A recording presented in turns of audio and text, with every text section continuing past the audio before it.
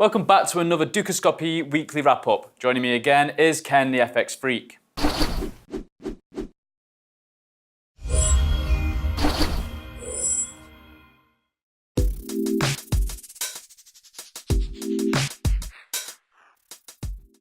After a strong start to the week, the pound quickly dropped across the board. What exactly has been happening here, Ken? That's right, so GBP was initially starting off quite strong across the board in the early part of the week. Monday, if we look at cable, we were firmly above 143, the highs are around 143.60, before gradually, well not even gradually, at some pace, losing quite a lot of ground across the board. Now, largely being triggered initially by the poor data out of the UK. So if we start on Tuesday, we did see the labour market data where we saw another drop in the unemployment rate to 4.1%, which is good. But the weakness for the pound came after lower average earnings for Britain then. So the amount of money people getting paid for their work was lower or softer than market expectations, which you got to note that this is one key thing that the Bank of England do look at with their future rate decisions, because, you know, they need to understand and get a feel for UK consumers' affordability in the UK. If they're going to raise rates and people are not getting paid enough money, that will further put them out of their pockets. So that dampened some expectations for a rate hike sooner from the Bank of England. So we did see the pound falling there. Then the following day, on Wednesday, we observed softer inflation, so lower prices across the board. So inflation starting to normalise. Remember, those were really elevated at the back end of 2017, so starting to cool now, moving closer to the Bank of England's target. Again, this reduces the case for the Bank of England needing to move faster and raise rates again for the UK with inflation cooling then. So that prompted some pound weakness. And then on Thursday, yesterday, we did see softer retail sales data. Actually, the number was quite appalling, really. Contraction being shown in consumer spending, largely being attributed to the colder weather that we had for that period in March. So yeah, not great data, or not supportive data as such for the pound this week, and largely, as I say, being attributed to markets pricing and thinking about when the Bank of England are going to act next. And, you know, given this recent batch of data, not likely anytime soon. Hence, we've seen some pound weakness. So keep an eye on that. We are within the mid 140 region at the moment. I wouldn't be surprised if we do dip back below 140. So, Ken, how have the markets reacted to the headlines of the Donald Trump and North Korea developments?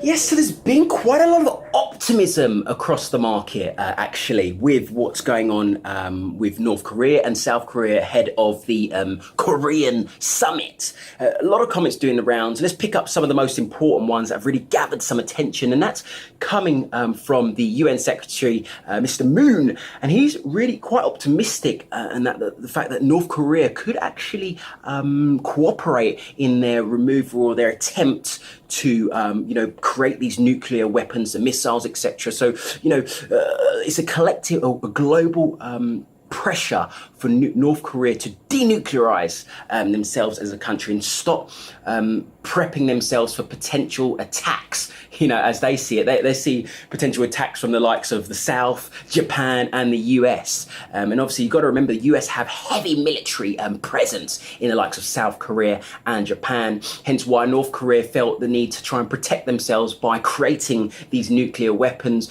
So they are quite optimistic, and South Korea are themselves as well. The president believes that they could come to some sort of peace agreement.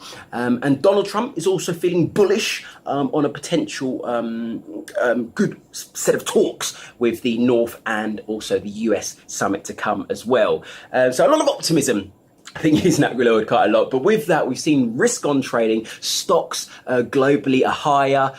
We've also seen the dollar actually gaining a bit of ground this week, and some concerns alleviating around North Korea and US. So yeah, risk on trading this week. Now, the Bank of Canada, they decided to keep things unchanged. What would be their next move now?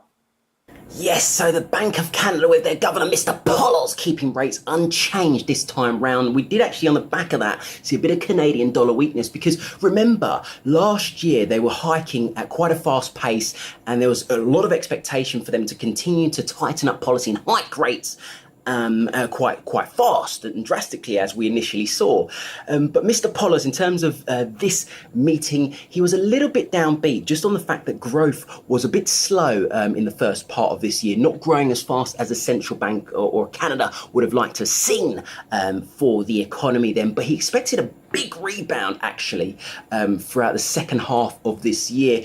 And the bullish comments also came in whereby he said that he does see inflation picking up quite quickly in the coming months, and that's due to two factors: higher gas prices and also the pickup in minimum wage for the country in Canada. And he expects that to filter through and start to pick up inflation, and that gives them more room to tighten up policy and hike rates again. But initially we did see a bit of Canadian dollar weakness, which recovered somewhat. So real key is to look out for future next rhetoric on when their next hike is going to be. But they could very much be coming in the next month or so, just given the fact that his comments about seeing inflation picking up. But we do need to focus on the inflation data now, as this will give us good clues as to the next move from the Bank of Canada.